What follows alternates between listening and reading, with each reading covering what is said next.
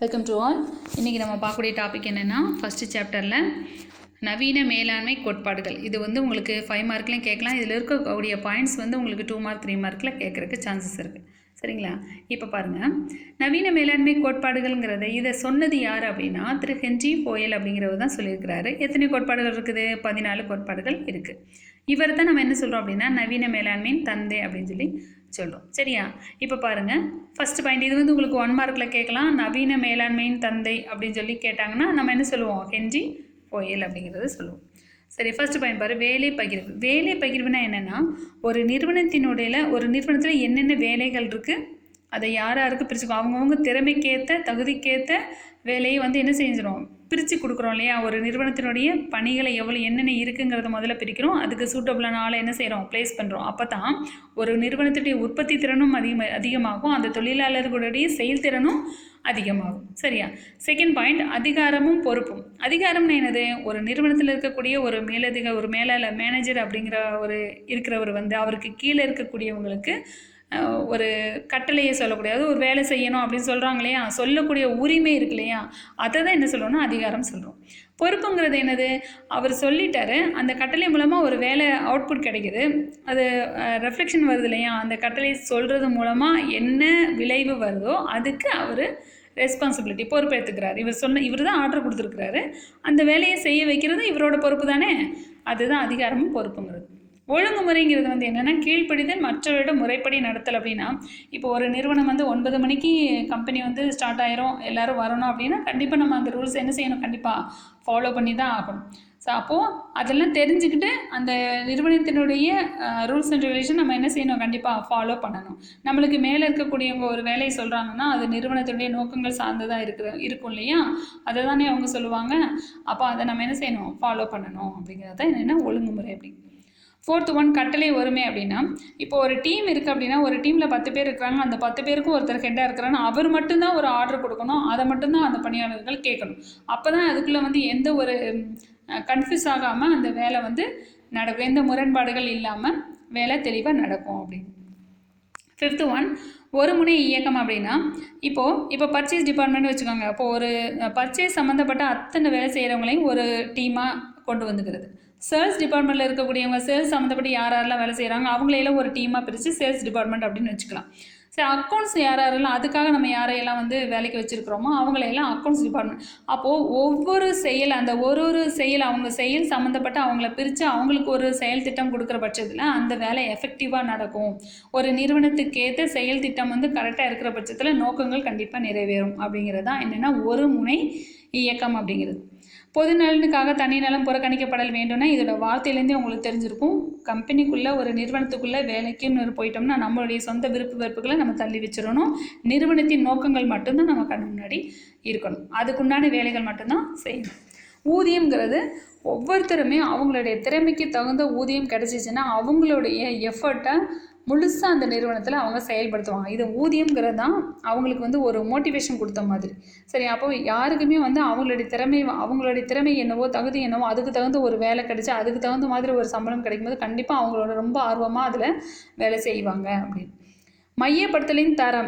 மையப்படுத்துதல் அப்படிங்கிறது வந்து என்னென்னா, ஒரு நிறுவனத்தினுடைய அளவை பொறுத்து அந்த நிறுவனத்தினுடைய எடுக்கக்கூடிய முடிவுகள் வந்து ஒரு மையப்படுத்துதல் அப்படிங்கிறது அதிகார மட்டத்தில் முடிவுகள் வந்து குவிஞ்சு கிடக்குது சொல்லுவோம் இல்லையா? குவிஞ்சு கிடக்குதுன்னு எப்படி அர்த்தம்?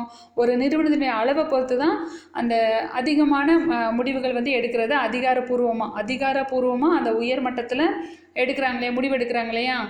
அது நிறைய பேர் எடுக்காமல் ஒரு சில பேர்கிட்ட மட்டும் வைக்கக்கூடியது. மையப்படுத்துதல் அப்படின்னா அவங்க மட்டுமே எல்லாத்துக்கிட்டையும் அந்த அதிகாரத்தை வந்து கொடுக்கக்கூடாது அப்படிங்கிற ஒரு அது வந்து எப்போ வரும் அப்படின்னா அந்த நிறுவனத்துடைய அளவை பொறுத்து. அதிகமாக இருக்கிற பட்சத்தில் நிறுவனம் பெருசாக இருந்துச்சுன்னா அதை வந்து கொஞ்சம் பிரித்து கொடுப்பாங்க.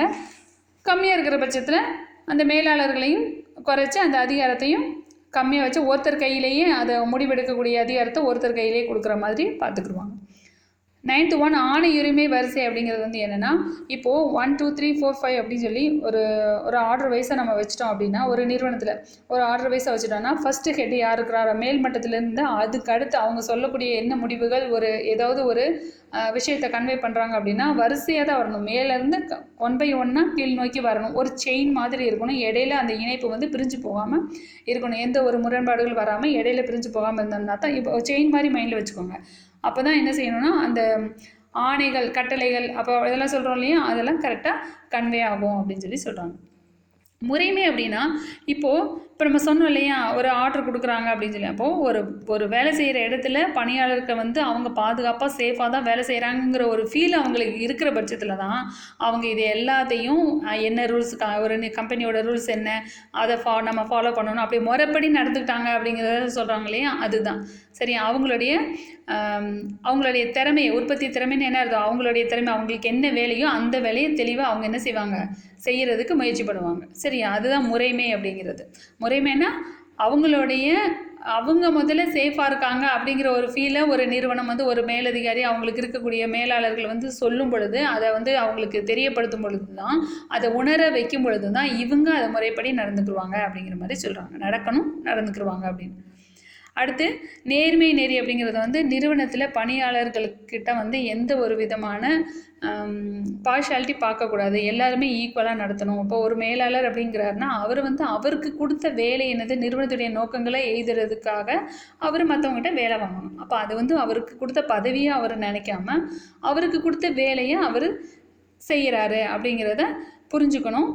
பார்ஷாலிட்டி பார்க்கக்கூடாது, எல்லாரையும் சமமாக நடத்தணும். இது நடந்துச்சுனாலே ஆட்டோமேட்டிக்காக பணியாளர்கள் வந்து அவங்களுடைய எஃபர்ட்டை வந்து நிறுவனத்துக்குடைய நோக்கங்களை நிறைவேற்றுறதுக்காக செம்மையாக செய்வாங்க அப்படிங்கிறத சொல்லலாம். அடுத்து 12வது பாயிண்ட் பாருங்கள், பணியாளர்களின் கால வரையறையின் நிலைத்தன்மை அப்படின்னா அடிக்கடி ஒரு வேலையை மாற்றிக்கிட்டே இருக்கக்கூடாது அப்படின்னு சொல்லி சொல்கிறது தான்.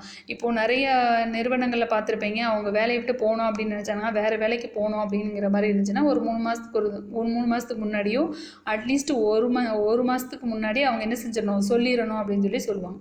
அடிக்கடி அந்த நிறுவனத்துக்கு ஆட்கள் மாறிக்கிட்டே இருந்தாங்கன்னா அது அந்த நிறுவனத்துடைய நோக்கங்கள் நிறைவேறதுக்கு உண்டான செயல்களுக்கு தடையாக இருக்கும் அப்படின்னு சொல்லி சொல்கிறாங்க. தன் முயற்சி திறன் அப்படின்னா என்ன அர்த்தம்னா, ஒரு பணியாளர்களுக்கும் இப்போ வந்து ஒவ்வொருத்தருக்கும் ஒவ்வொரு திறமை இருக்கும். இப்போ நிறுவனம் வந்து ஏதாவது ஒரு முடிவு எடுக்கணும், தொழில் சம்மந்தப்பட்ட ஏதாவது முடிவு எடுக்கணும் அப்படின்னு சஜஷன் கேட்கணும் அப்படின்னு சொல்லி பணியாளர்கிட்ட கேட்கும் பொழுது இவங்க அவங்களுக்கு அந்த நிறுவனத்தை பற்றின அவங்களுக்கு தெரிஞ்ச வரைக்கும் அவங்களுடைய திறமையை தெரிஞ்ச வரைக்கும் அவங்க என்ன சொல்கிறாங்கன்னா அவங்களுடைய அறிவை நாலேஜை பொறுத்து அவங்க ஒரு முடிவு சொல்கிறாங்க அப்படின்னா அதிலிருந்து எது பெஸ்ட்டோ யார் மெஜாரிட்டி அந்த முடிவுகள் சொல்கிறாங்களோ அதை வந்து அவங்க சூஸ் பண்ணுறதுக்கு சான்சஸ் இருக்குது. சில நிறுவனங்கள் இதை வந்து செய்கிறாங்க. அப்படி செய்யும் பொழுது இவங்களுக்கு வந்து அது ஒரு ஆர்வமாக இருக்குது. பணியாளர்களுக்கு வந்து அவங்கள ஒரு மோட்டிவேட் பண்ண மாதிரி அவங்கக்கிட்ட ஒரு கருத்து கேட்டு அதன்படி செயல்படும் பொழுது அவங்களுக்கு இன்னும் அதை வந்து அவங்களுடைய வேலையை பெஸ்ட்டாக கொடுக்கணும் அப்படின்னு சொல்லி நினைப்பாங்க அப்படிங்கிறது. 14வது பாயிண்ட் பாருங்கள், லாஸ்ட் ஒன், குழு பிணைப்புணர்ச்சி, குழு ஒற்றுமை அப்படின்னா டீம் ஒர்க்குன்னு சொல்கிறோம் இல்லையா, அது ரொம்ப ரொம்ப முக்கியம். இப்போது ஒரு வேலையை வந்து 1 மணி நேரத்துக்குள்ளே இந்த வேலையை செய்யணும் அப்படின்னு சொல்லி ஒரு வேலை கொடுத்துருக்குறாங்க, ஒரு 10 பேர் கொடுத்துருக்குறாங்கன்னு வச்சுக்கலாம். அப்போ அந்த 10 பேரும் 1 மணி நேரத்துக்குள்ளே வேலை செய்யணும்னா ஒரு சில பேர் அரை மணி நேரத்துலேயே அந்த வேலையை செஞ்சுருவாங்க, ஒரு சில பேர் 3/4 மணி நேரத்தில் செஞ்சுறாங்கன்னு வச்சுக்கோங்க, ஒரு சில பேர் 1 மணி நேரம் ஆனாலும் அந்த வேலையை செஞ்சு முடிக்கிறதுக்கு கஷ்டமாக இருக்கலாம். எல்லாரும் ஒரே மாதிரி திறமை வாய்ந்தவங்களாக இருப்பாங்கன்னு நம்ம சொல்ல முடியும். ஒவ்வொருத்தருக்கும் ஒவ்வொரு டேலண்ட் ஒவ்வொரு மாதிரியாக இருப்பாங்க. அப்போது அந்த டீம் ஒர்க்குங்கிறது எங்கே நிற்கும் அப்படின்னா ஒரு சில பேர் வந்து கம்மியான நேரத்தில் செஞ்சாங்கன்னா கூட நம்ம நிறைய இடங்களில் பார்த்துருப்போம், அந்த சீக்கிரம் முடித்தவங்க அந்த லேட்டாக முடிக்கிறவங்களுக்கு கொஞ்சம் ஹெல்ப் பண்ணுவாங்க. அப்படி தானே, அப்படிலாம் செய்கிறாங்க இல்லையா. அப்போது ஒரு டீம் ஒர்க்குங்கிறது ஒரு குழுவாக இருக்கும் பொழுதும் சரி அவங்க தனியாக இருக்கும் பொழுதும் சரி அவங்களுக்குள்ள ஒரு ஒற்றுமை உணர்வுங்கிறது கண்டிப்பாக இருக்கணும் அப்படின்னு சொல்லி சொல்கிறாங்க. இதான் வந்து மேலாளர்கள் பணியிடத்தில் தனித்தனியாகவும் சமூகமாகவும் பணியாளர்களிடையே ஒற்றுமை வளர்ப்பதை உறுதிப்படுத்த வேண்டும். அது வந்து ஒரு மேனேஜ்மெண்ட்டில் ஒரு மேனேஜரோட அதுவும் அவருக்கு இருக்கக்கூடிய ஒரு முக்கியமான வேலை.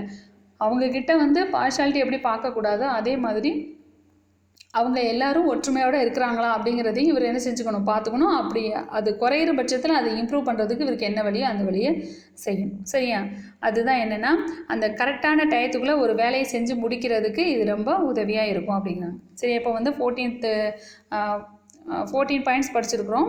இதில் வந்து நீங்கள் 5 பாயிண்ட்ஸ் வந்து ரொம்ப ரொம்ப நல்லா படிக்க வேண்டியது ஒரு 5 பாயிண்ட்ஸ் படிச்சுக்கோங்க. அதிலே 2 மார்க் 3 மார்க் வேறு வரும். நீங்கள் கொஞ்சம் படிச்சுக்கோங்கப்பா. ஈஸியானது தான், ஆனால் அடிக்கடி கேட்கக்கூடியது படிச்சுக்கோங்க. ஓகேவா? தேங்க்யூ.